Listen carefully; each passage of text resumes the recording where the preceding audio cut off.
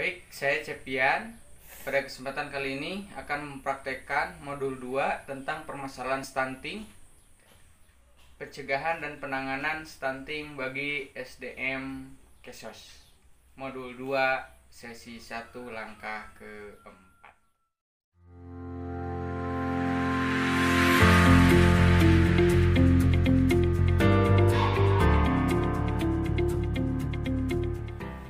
Baik ibu-ibu, sebelumnya kita telah mempelajari tentang pemahaman mengenai penyebab stunting, baik penyebab langsung maupun tidak langsung.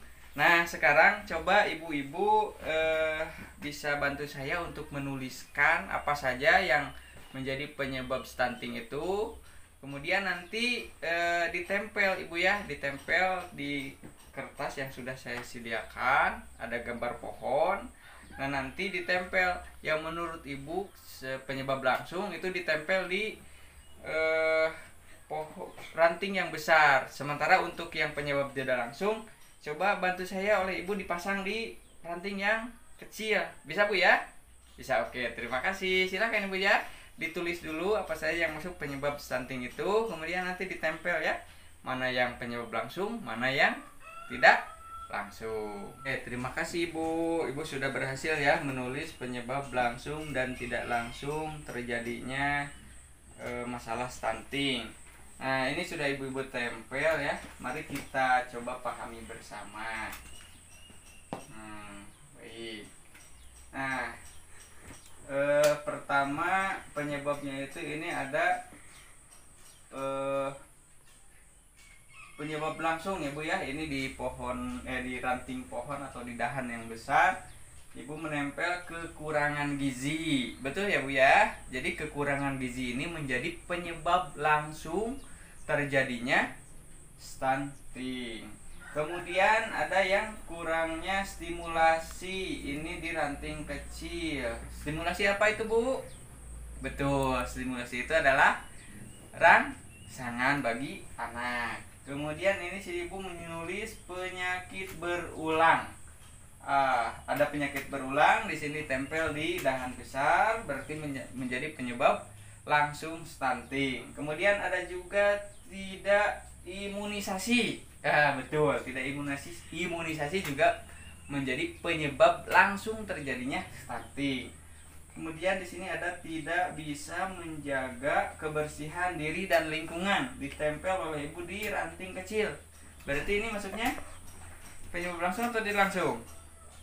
Tidak langsung, bagus ya. Ibu sudah paham ya. Nah, bu, sekarang kita mencoba untuk merefleksikan.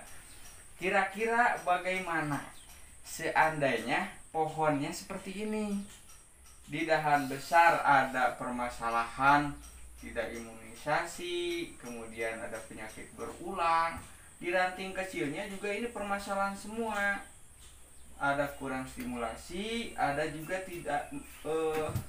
tidak bisa menjaga kebersihan diri dan lingkungan. Nah, bagaimana kira-kira ibu? Kalau misalkan nih ada sebuah pohon ya dengan permasalahan-permasalahan seperti ini, ya kalau misalkan diibaratkan pohon seperti ini, kira-kira buahnya besar, sehat, atau bagaimana?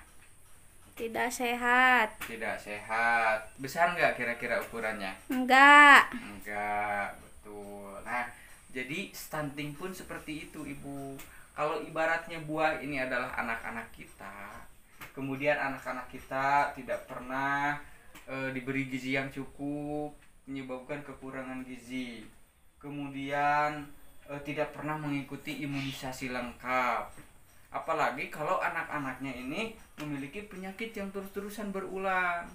Nah, ditambah lagi misalkan di lingkungannya jambannya kotor, kemudian tempat bermainnya kotor, dan apalagi kalau kita cuek sama anak kita, tidak pernah memberikan stimulasi, tidak pernah mengajak untuk belajar dan sebagainya, maka ini akan berakibat pada terjadinya stunting pada anak-anak kita. Terima kasih ya tadi kepada Ibu Imas ya yang sudah memberikan jawabannya. Jadi kalau misalkan ada pohon seperti ini, maka buahnya akan tidak besar, tidak sehat juga. Begitu juga anak-anak kita. Baik, terima kasih Ibu ya. Sama-sama. Nah, kemudian Ibu, karena di sesi 4 ini berkenaan dengan apa sih kira-kira yang menyebabkan stunting ini menjadi permasalahan yang serius, permasalahan yang harus kita hindari. Apa kira-kira akibatnya sehingga stunting ini harus dicegah, harus dengan melibatkan semua pihak supaya anak-anak kita sehat dan sebagainya. Nah, berikut kita pelajari, kita sama-sama pahami apa sih bahaya dari stunting itu. Nah, pertama, tentu untuk stunting ini merupakan permasalahan yang sangat serius, permasalahan yang sangat berbahaya bagi anak-anak kita. Apa saja? Pertama, ada akibat yang muncul dalam jangka pendek atau bisa segera berakibat gitu. Kemudian ada juga yang jangkanya panjang. Nah, sekarang kita pahami dulu bagaimana akibat jangka pendeknya dari stunting tersebut. Nah, yang pertama, Ibu, stunting ini menyebabkan anak gagal tumbuh. Anak mengalami kegagalan Tumbuh. Nah, itu sebabnya stunting itu adalah tidak sesuainya tinggi badan anak dengan apanya, Bu? Usia.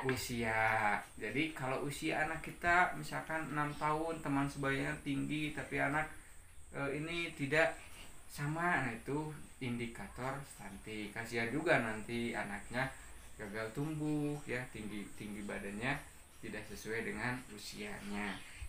Kemudian yang kedua, Bu, jangka pendeknya stunting itu berakibat pada kegagalan perkembangan anak. Perkembangan anak seperti apa, Ibu? Nah, misalkan begini, anak tadinya baru lahir, tidak bisa apa-apa ya. Kemudian setelah itu anak bisa merangkak, anak bisa berjalan, kemudian anak juga bisa berlari. Nah, itu bisa terganggu, Bu, perkembangan. Apalagi nanti kalau sudah usia belajar. Nah, selanjutnya anak juga rentan terhadap penyakit. Ya, itu jangka pendek yang bisa terjadi akibat dari stunting yang kita harus sama-sama cegah dan harus sama-sama kita hindari. Jadi paling tidak akibat dari stunting itu jangka pendeknya ada 3. Yang pertama, gagal Tumbuh. Yang kedua, gagal Kembang. Dan yang ketiga, anak menjadi rentan terhadap Penyakit.